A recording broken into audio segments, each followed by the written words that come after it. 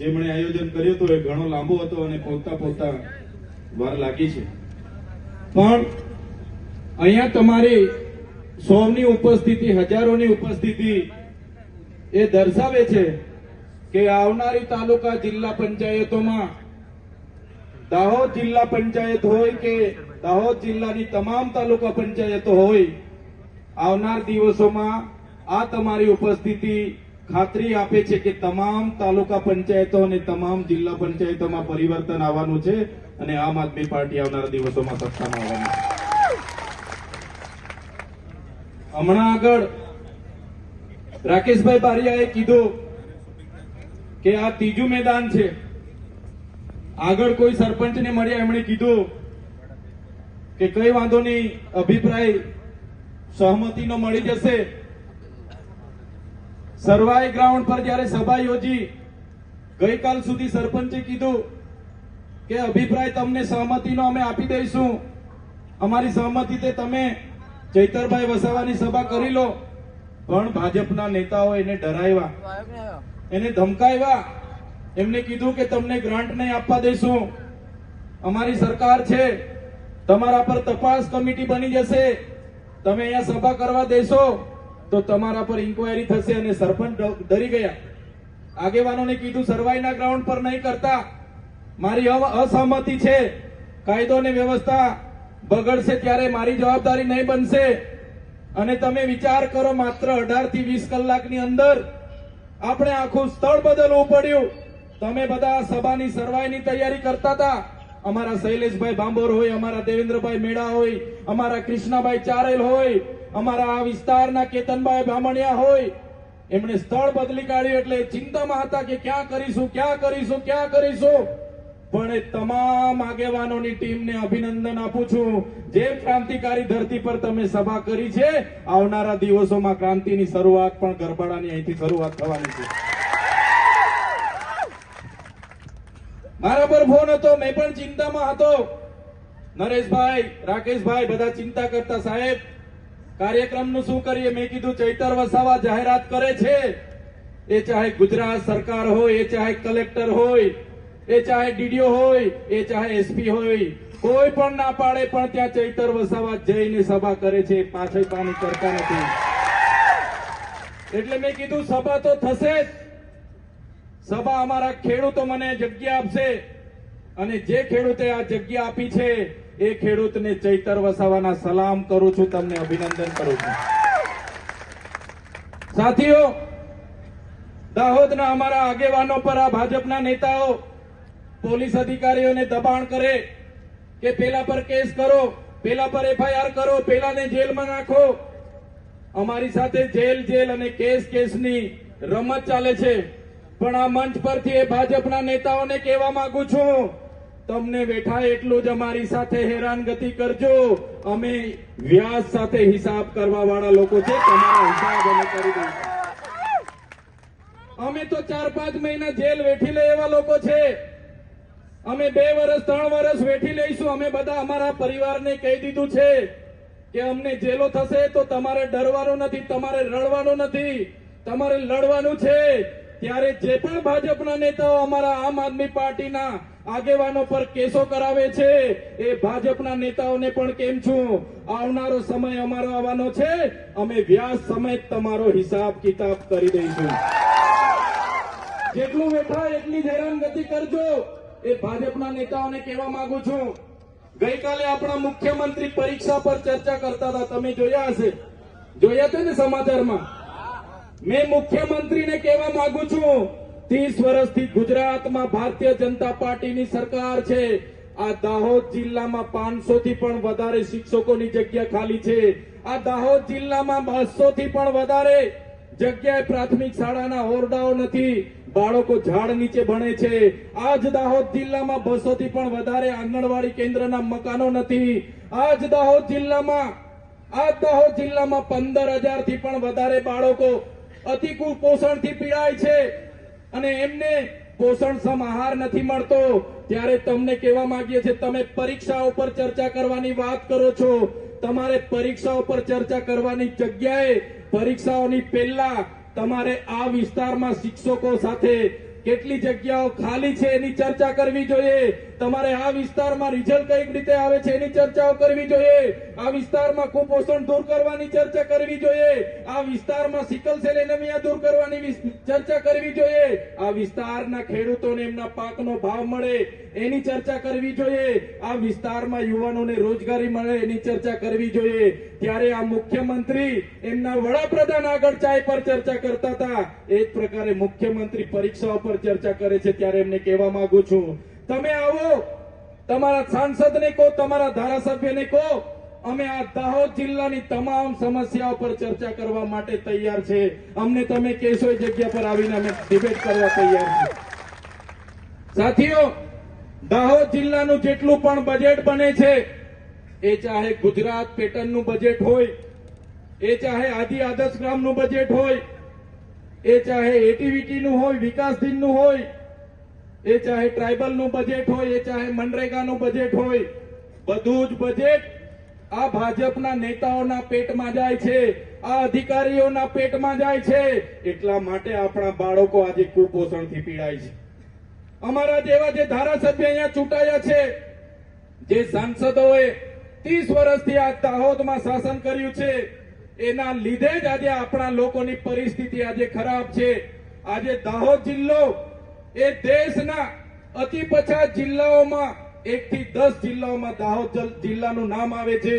ત્યારે મેં કહેવા માંગુ છું, અતિ પછાત જિલ્લામાં દાહોદ જિલ્લાનું નામ આવવાનું જો સૌથી મોટું કારણ હોય તો આ ભારતીય જનતા પાર્ટીના ચૂંટાયેલા નેતાઓ અને કોન્ટ્રાક્ટરો છે. એમને આવનારા દિવસોમાં આપણે અહીંથી બહાર ખદેડવા પડશે.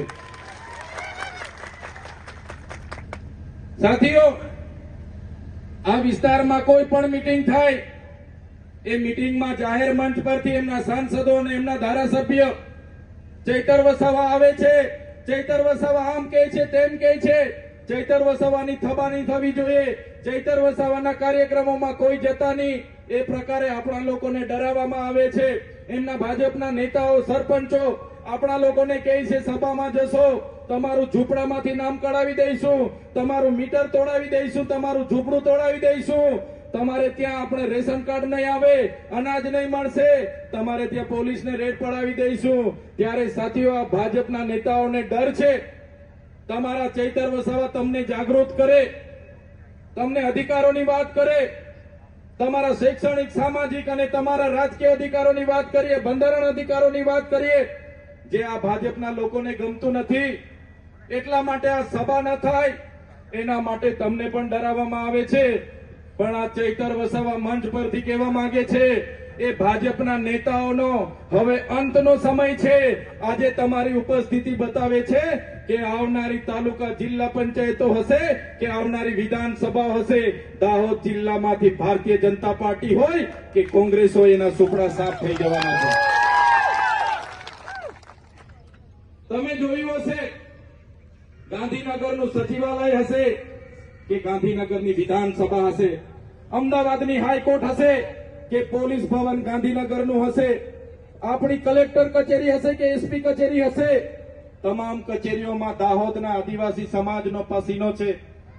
આદિવાસી સમાજે આ વિસ્તારમાં જ્યારે નેશનલ હાઈવે 56 કાઢવાનો હતો, આ વિસ્તારમાંથી નહેરો કાઢવાની હતી, હાઈ ટેન્શન લાઈનો કાઢવાની હતી, આ વિસ્તારમાં ડેમો બનાવવાના હતા, ત્યારે આખાને આખડા ગામડા આપણા લોકોએ ખાલી કર્યા છે. આપણા લોકોનો આ રોડમાં પરસેવો છે, બિલ્ડિંગોમાં પરસેવો છે, સરકારી આવાસોમાં પરસેવો છે, અને ગુજરાતના વિકાસમાં ખૂન પસીનો આ આદિવાસી સમાજે આપ્યો છે. છતાં આજે દાહોદના આદિવાસી સમાજ સાથે અમદાવાદમાં અન્યાય થાય છે, ગાંધીનગરમાં અન્યાય થાય છે, સુરતમાં અન્યાય થાય છે, વડોદરામાં અન્યાય થાય છે, સૌરાષ્ટ્રમાં કામે જાય, ભાગી ખેતી કરે ત્યારે પણ એમની સાથે પાક નુકસાની થાય, ત્યાં પણ એમની સાથે અન્યાય થાય છે. ત્યારે આ ભારતીય જનતા પાર્ટીને અમે કહેવા માંગીએ છીએ, જો આ જ પ્રકારે અમારા આદિવાસી સમાજ સાથે તમે અન્યાય કરતા રહેશો તો હવે અમારા યુવાનો જાગી ગયા છે, અમારા વડીલો જાગી ગયા છે, અમારી માતા બહેનો જાગી ગઈ છે. જે પ્રકારે અંબાજીના પાડલિયાવાળાએ પાડલિયાવાડી કરી હતી, એ જ પ્રકારે અમારા આદિવાસી સમાજ અંબાજીથી ઉમરગાંવ આવનારા દિવસોમાં ગાંધીનગર આવીને પાડલિયાવાડી કરીશું. કામઠા હું પણ ભેગા કરીને ઘરમાં મૂકું છું, મને પાલિયા મળે છે પણ ભેગા કરીને મૂકું છું. મને ધારિયા મળે છે એ પણ હું ભેગા કરીને મૂકું છું, મને ફાલા મળે છે એ પણ ભેગા કરીને મૂકું છું. અને તમને પણ કહેવા માંગુ છું, જ્યાં પણ આદિવાસી સમાજનો સંમેલન હોય ત્યાં ગિલોડી લઈને જજો, ત્યાં ગફેણ લઈને જજો, ત્યાં તીરકામઠું લઈને જજો, ત્યાંથી પાલિયા ભાલા પણ લેતા આવજો અને ઘરમાં મૂકજો. જે દિવસે જરૂર પડશે તો આપણા ઓજારો લઈને રસ્તા પર ઉતરવું પડશે. આ સરકારને આ મંચ પરથી કહેવા માંગીએ છે, અમારા ઘરમાં મૂકેલી એ ચાહે ગિલોડી હોય, એ ચાહે ગફેણ હોય, એ ચાહે તીરકામઠા હોય, એ ચાહે ભાલા હોય, એ ચાહે પાલિયા હોય, એ ચાહે ધારિયા હોય, એ અમે અમારા ઘરમાં શણગાર માટે નથી મૂક્યા. જે દિવસે અમારા આદિવાસીઓ સાથે હેરાનગતિ થશે એ દિવસે સરકાર સામે ઉતરવા માટે અમે મૂક્યા છે ને લઈને ઉતરીશું. સાથીઓ, આજે મેં તમને કહેવા માટે આવ્યો છું, 30 વર્ષ સુધી આપણે બધા ભાજપ ભાજપ ભાજપ કરીને, કોંગ્રેસ કોંગ્રેસ કરીને એમને આપ્યા છે. આગળ 50 વર્ષ એક હપ્તું કોંગ્રેસનું શાસન હતું. હમણાં 30 વર્ષથી તાલુકા પંચાયતથી લઈને કેન્દ્ર સુધી છેલ્લા 11 વર્ષથી ભારતીય જનતા પાર્ટીનું શાસન છે. સંવિધાનમાં આપણને આર્ટિકલ 335 અંતર્ગત અનામત મળી છે. 15% અનામતનો આજે અમલ નથી થતો. 100 માંથી જો 15% આદિવાસીઓને લેવાનો જે આપણો કોટો છે એમાં 40% માર્કની આ લોકોએ કટઅપ મૂકી દીધું છે. એના લીધે આપણા વર્ગ 3ના કોઈ પણ હોય, તલાટી હોય, ગામ સેવક હોય કે પોલીસ અધિકારીઓ એ જગ્યા ભરાતી નથી. જે પ્રકારે આપણને રિઝર્વ મળ્યું છે એનો અમલ થતો નથી. તમે આજે જોતા હશો, આપણને જે કાસ્ટ સર્ટિફિકેટો મળી છે એને પણ આ ભાજપના લોકોએ આખા ગુજરાતમાં લાખોની સંખ્યામાં મેળવડા કરીને એમણે વિતરણ કર્યા છે. જેના કારણે આદિવાસીઓના કોટામાં બિન આદિવાસીઓ, ખોટા જાતિના પ્રમાણપત્ર લેનારા બોગસ આદિવાસીઓ આજે શિક્ષણમાં અને નોકરીઓમાં ઘૂસેલા છે. આજે આપણા વિદ્યાર્થીઓને જે પોસ્ટ મેટ્રિક શિષ્યવૃત્તિ મળતી હતી એ પણ મેનેજમેન્ટ કોટા અને વેકેન્ટ કોટામાં આજે છેલ્લા 1 વર્ષથી બંધ કરી દેવામાં આવી છે. એવા અનેકો પ્રશ્ન છે. આપણા વિસ્તારમાં જે વન અધિકાર અધિનિયમો છે એ અંતર્ગત જંગલ જમીન ખેડતા ખેડૂતોને સનતો પણ આપવામાં નથી આવી. જે લોકો આ ડેમોમાં જમીનો ગુમાવી છે એમને વળતર પણ નથી આપવામાં આવ્યું. ત્યારે હું તમને કહેવા માંગુ છું, આવનારા દિવસોમાં ગુજરાત સરકારનું બજેટ સત્ર વિધાનસભામાં મળવાનું છે. ત્યારે 16 ફેબ્રુઆરીથી લઈને 26 માર્ચ સુધી મળનારા બજેટ સત્રમાં જો સરકાર આદિવાસીઓના વર્ષો જૂના પ્રશ્નોનું નિરાકરણ નહીં આવે, અમારી આગેવાનીમાં ખૂબ મોટા આંદોલનો થવાના છે અને તમને આહવાન કરીશું એ દિવસે તમારે ગાંધીનગર પહોંચી જવાનું છે. તમારે હાથમાં જગાડવો પડશે. સમસ્યાઓ તો ઘણી હોય છે. 5 વર્ષ સુધી તમારે પાણીની સમસ્યા હોય, રોડની સમસ્યા હોય, શિક્ષણ નથી મળતું એની સમસ્યા હોય, તમારે અનેક સમસ્યા આવે ને ચૂંટણી આવે, કોઈ ગામમાં આવે અને ગામમાં આવીને નાસ્તાની વ્યવસ્થા કરે, પીવાની વ્યવસ્થા કરે, સાડીની વ્યવસ્થા કરે, એટલે 5 વર્ષની સમસ્યાઓ ભૂલીને તમે એ જ કમળનું બટન દબાવીને આવી જાઓ છો. ત્યારે મારા વડીલો, મારી માતાઓ, મારા ભાઈઓ, મારા યુવાનોને હું કહેવા આવ્યો છું, હવે તમારા આત્માને જગાડવાની જરૂર છે. તમારા સ્વાભિમાનને જગાડવાની જરૂર છે. આ મંચ પર બેઠેલા એક યુવાનનો ચહેરો તમે જોઈ લો, એક વડીલનો ચહેરો જોઈ લો, એક બહેનોનો ચહેરો જોઈ લો. હર હંમેશ તમારા માટે અમે લડતા તમને દેખાઈશું. અમારા વિડીયોમાં તમે અમને અવાજ ઉઠાવતા જોયા હશે, તમારા માટે લડતા જોયા હશે. ત્યારે આવનારા દિવસોમાં એમના નેતૃત્વમાં તાલુકા જિલ્લા પંચાયતોની ચૂંટણી લડવાની છે. એમાં તમે મેદાનમાં ઉતરી જાઓ અને આમ આદમી પાર્ટીની તાલુકા જિલ્લા પંચાયત બનાવવા માટે તમે તૈયાર થઈ જાઓ, લડવા તૈયાર થઈ જાઓ. એ વાત કરવા માટે અમે તમારી વચ્ચે આવ્યા છે. સાથીઓ, ભાજપના નેતાઓને તમે જોયા હશે, કોઈને ધમકી આપતા હશે, પીવાના પાણીની ઝૂંપડું નહીં આપવાની ધમકી આપતા હશે, અનેક પ્રકારની ધમકી આપતા હશે. જ્યારે આમ આદમી પાર્ટીનો માણસ તમારા માટે કામ કરવા માટે લડતો હોય છે. વડીલો, યુવાનો, માતા બહેનો સૌ તમે અહીંયા ઉપસ્થિત થયા છો. હું તમને વિનંતી કરવા માટે જ આવ્યો છું. હું એક નાનો માણસ છું, મારી સાથેના લોકો પણ નાના છે. સરકાર એમની છે, પોલીસ એમની છે, કોર્ટ પ્રણાલીઓ એમની છે, કલેક્ટર એમના, એસપી એમના, આખું તંત્ર યંત્ર મંત્ર સૌરત તો એમનું છે. ત્યારે અમે એકલા એમની સાથે લડી નથી શકતા. તમે બધા અમારી સાથે છો, તમારા આશીર્વાદ અમારી સાથે છે, એ જ અમારી હિંમત છે. ત્યારે આવનારા દિવસોમાં પણ આ સરકાર સામે ન્યાયની લડત માટે તમારો બધાનો સહકાર જોઈએ છે. અમને એકલા લડવા જઈશું તો આ સરકાર અમને પણ જેલોમાં નાખે છે. તમને બધાને ખબર છે, મારા જેવા હું એક સરકારી વિસ્તરણ અધિકારી, ખેતીવાડી અધિકારી માટે માંથી રાજનીતિમાં આવ્યો, છતાં મારા પર આ સરકારે 19 જેવી ખોટી એફઆઈઆરો કરી 7 વાર મને જેલમાં નાખ્યો. હમણાં 3 મહિના પહેલા મને વડોદરા જેલમાં નાખ્યો હતો અને ત્યાં પણ મને ડરાવવામાં આવ્યો, ધમકાવવામાં આવ્યો, વેદના આપવામાં આવી. મારા પરિવારની સાથે મુલાકાત નહીં આપવામાં આવે, મારા વકીલ સાથે મુલાકાત નહીં આપવામાં આવે. મેં તેમ છતાં તમારા માટે એ ભાજપમાં જવાનું નક્કી વિચાર્યું. મેં આદિવાસીઓ માટે લડવાનું વિચાર્યું અને તમને કહેવા માટે પણ અમે આવ્યા છે. જો આદિવાસીઓને જરૂર પડશે, જો સમાજની વાત હશે અને સમાજના હિતની વાત હશે, તે દિવસે ઉપર બેઠેલા તમામ લોકો સૌથી આગળ તમને જોવા મળશે. તમે જોયું હશે, એક સામાન્ય બાબતમાં ભાજપના નેતાઓના ઇશારે જે પ્રકારે અમારી ધરપકડ થઈ, એક સામાન્ય બાબતમાં કોઈ ઘટના નહીં હોય છતાં અમને સેશન કોર્ટમાં રજૂ કરવામાં આવ્યા, સેન્ટ્રલ જેલમાં રાખવામાં આવ્યા અને એક ધારાસભ્ય તરીકે, એક લોકપ્રતિનિધિ તરીકે અમે સત્તા પર હોવા છતાં, બંધારણીય પદ પર હોવા છતાં 80 દિવસથી પણ વધારે અમને જેલમાં રાખવામાં આવ્યા. ત્યારે મારા વડીલોને, મારી માતાઓને કહેવા માટે આવ્યો છું, આપણે આમની સામે લડવા ઉતરીશું તો એ લોકો આપણને ગાંઠવાના નથી. પણ જે પ્રકારે આ તમારા દીકરાને આ લોકોએ જેલોમાં વારંવાર નાખવાનું કામ કર્યું છે, અમને હેરાન પરેશાન કરવાનું કામ કર્યું છે, આ મંચ પર બેઠેલા દેવેન્દ્રભાઈ મેડા હોય, રાજેશભાઈ સરપંચ હોય, અનિલભાઈ ગરાસિયા હોય, નરેશભાઈ બારિયા હોય કે રાકેશભાઈ બારિયા, અમારા પર જે પ્રકારે કેસો કરવામાં આવે છે, ત્યારે મારા વડીલોને, માતાને કહેવા માટે આવ્યો છું કે એમનો જવાબ આવનારી તાલુકા જિલ્લા પંચાયતની ચૂંટણીમાં તમારે બધાએ લેવાનો છે. આજે તમે જોઈ લો, કોઈ પણ વ્યક્તિ જેલમાંથી છૂટે તો પોલીસ ખાતા દ્વારા એવું સોગંદનામું રજૂ કરવામાં આવે કે વ્યક્તિ આ ગુજરાત છોડીને બહાર ન જવો જોઈએ. મોટો આરોપી હોય તેનો પાસપોર્ટ જમા કરવામાં આવે કે ભાઈ આ આરોપી દેશ છોડીને બહાર ન જવો પડે, બહાર ન જવો જોઈએ.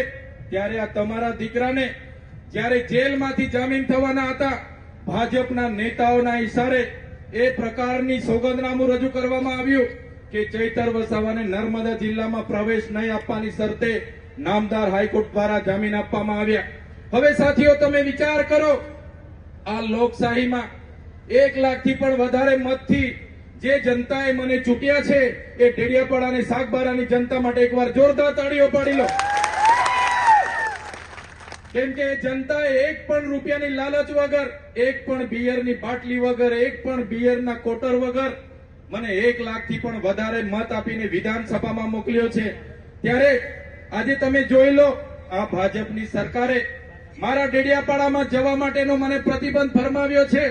ડેડિયાપાડાના લોકોએ મને મત આપ્યા, મને ધારાસભ્ય બનાવ્યો, ત્યાં મારું કાર્યાલય છે, ત્યાં મારું ગામ છે, મારું ઘર છે, મારો પરિવાર રહે છે. પણ આ ભાજપની સરકારે મને ત્યાં જવા માટે પ્રતિબંધ મુકાઈ દીધો છે. પોલીસ 24 કલાકે મારી નજર રાખે છે, મારા મોબાઈલોનું રેકોર્ડિંગ કરે છે અને હર હંમેશ મારા લોકેશન હોય કે બધું મારું ધ્યાન રાખે છે. ત્યારે મેં આ ભાજપની સરકારને આ મંચ પરથી કહેવા માંગુ છું, તમે મને ડેડિયાપાડાથી બહાર કાઢી દેશો, તમે મને નર્મદા જિલ્લાથી બહાર કાઢી દેશો, પણ આ ચૈતર વસાવા અમારા લોકોના દિલોમાં રહી છે, ત્યાંથી ક્યારે બહાર નથી કાઢી શકવાના. આ દાહોદના લોકોએ પણ મને પ્રેમ આપ્યો છે, ભાવ આપ્યો છે. મારા માટે આ ફૂલહાર એમની દુઆ, એમની પ્રાર્થના છે. આ ભાજપની સરકાર, આ તાનાશાહી સરકાર પણ સાંભળી લે. આ ચૈતર વસાવાને જેટલું ડરાવવાનું, ધમકાવવાનું કામ તમે કરશો, એટલી જ અમારી જનતા જાગૃત થશે ને એનો જવાબ તમને આવનારા દિવસોમાં આપશે. ત્યારે સાથીઓ, આ તાનાશાહી સરકાર સામે અમે અમારા પરિવારના જોખમે લડીએ છીએ. અમે અમારા બાળકોની ચિંતા નથી કરતા, અમારી માતા પિતા, અમારા ધર્મ પત્નીઓની ચિંતા નથી કરતા. અમે તમને ન્યાય અપાવવા માટે લડીએ છીએ, તમારી સાથે અન્યાય માટે લડીએ છીએ. એ ચાહે કંપની વાળા અન્યાય કરતા હોય, એ ચાહે પોલીસ વાળા અન્યાય કરતા હોય, એ ચાહે જંગલ ખાતા વાળા અન્યાય કરતા હોય, કોઈ પણ લોકો અન્યાય કરતા હોય, ભાજપ વાળા કરતા હોય કે કોંગ્રેસ વાળા કરતા હોય, આગળ પણ તમારા ન્યાય માટે લડીએ છીએ, લડ્યા હતા, આજે પણ લડીએ છીએ અને આવનારા દિવસોમાં પણ તમારા માટે છેલ્લા શ્વાસ સુધી લડવા માટે અમે તૈયાર છીએ. પણ મારા વડીલો, તમારા આશીર્વાદ અમને હર હંમેશ જોઈશે. તમે ઘરે બેઠા અમારા માટે પ્રાર્થના કરો, દુઆ કરો, એના થકી જ અમે બોલી પાડીએ છીએ. એટલે જ અમને હિંમત છે, એટલે જ અમને તાકાત છે. બાકી આ ભાજપવાળા અમને ક્યારના પૂરા કરી દે, આ ભાજપવાળા અમારું પૂરું કરી નાખે, અમને ખોઈ નાખે. બસ તમારો આશીર્વાદ છે તો આમ આદમી પાર્ટીની ટીમ આ ચૈતર વસાવા હિંમત રાખીને લડે છે. આજે આ વ્યવસ્થા તમે જોઈ લો. આજે વ્યવસ્થામાં આજે આદિવાસી સમાજ જાગૃત થાય એ પણ આ ભાજપના નેતાઓને ગમતું નથી. ભેગો થાય એ પણ ગમતું નથી. અધિકારો માંગે એ પણ ગમતું નથી. બજેટમાં કેટલી ગ્રાન્ટ આવી એની માહિતી માંગે એ પણ ગમતું નથી. આટલું કરે તારે પણ આપણા લોકોને હેરાન કરવામાં આવે છે. ત્યારે વધારે વિશેષ લાંબી ભાષણ કે લાંબી વાત કરવા હું નથી આવ્યો. બસ અહીંયા મારા સંતો, મહંતો, મારા વડીલો બેઠા છે, મારી માતાઓ બેઠી છે. બસ તમને હું વિનંતી કરવા આવ્યો છું, અમને આવનારા દિવસોમાં સહકાર આપો. આ અતિ પછાત દાહોદ જિલ્લાને કઈ રીતના બહાર લાવવો છે એના માટે અમે ચિંતન કર્યું છે. અમે બધા જ વિસ્તારોમાં ફરીને બધાના અભિપ્રાયો લીધા છે, એનાલિસિસ કર્યું છે. તમામ દાહોદ જિલ્લાના શૈક્ષણિક સંસ્થાઓ સારી રહે, આંગણવાડીઓ સારી રહે, આવનારા દિવસોમાં ખેડૂતોને પોતાના પાકના ભાવ સારા મળે, ભણેલા ગણેલા યુવાનોને રોજગારી મળે અને એ જ પ્રકારની આ દાહોદ જિલ્લાને અતિ પછાત જિલ્લામાંથી આવનારા દિવસોમાં કઈ રીતના બહાર કાઢી શકાય એ પ્રકારના અમે બધા જ ચિંતિત છે. ત્યારે વધારે વાત નથી કરતો, પણ ટૂંકમાં કેમ છું કે દાહોદ જિલ્લાને આવનારા દિવસોમાં જો આપણે બીજા જિલ્લાઓની હરોળમાં લાવવો હશે, આપણા લોકોને સ્થાનિકમાં રોજગારી મળે એવું કરવું હશે તો તમારે બધાએ જાગવું પડશે. નહીં તો આ જ ભાજપના લોકોને લાવશો તો મનરેગામાં આપણને ગામમાં રોજગારી મળતી હતી, એમના મંત્રીએ કૌભાંડો કરીને રોજગારી બંધ કરી દીધી. આ જ વિસ્તારમાં નલ સે જલના નામે હજારો કરોડના રૂપિયા ખાઈ ગયા, નળમાંથી પાણી નથી આવતું. એ જ પ્રકારે આપણે 73 ડબલ એની જમીનો આપણા દાહોદમાં આપણા મૂળ માલિકોની વેચાઈ ગઈ, એને પણ કોઈ જવાબ નથી મળતા. એવા અનેકો કૌભાંડો આ લોકોના ચાલુ રહેશે. તો પરિવર્તન લાવવા માટે હું તમને વિનંતી કરવા માટે આવ્યો છું. આજની સભામાં આપ સૌ દૂર દૂરથી સ્વયંભૂ પોતાના રીતે અહીંયા ઉપસ્થિત થયા છો. એવા તમામ વડીલો, યુવાનો, માતા બહેનો અને મારા મીડિયાના તમામ મિત્રો અને પોલીસ અધિકારીઓ તમામ આપ સૌ અહીંયા ઉપસ્થિત થયા છો. ત્યારે બધા જ લોકોનો હું ખૂબ ખૂબ આભાર માની વિનમું છું.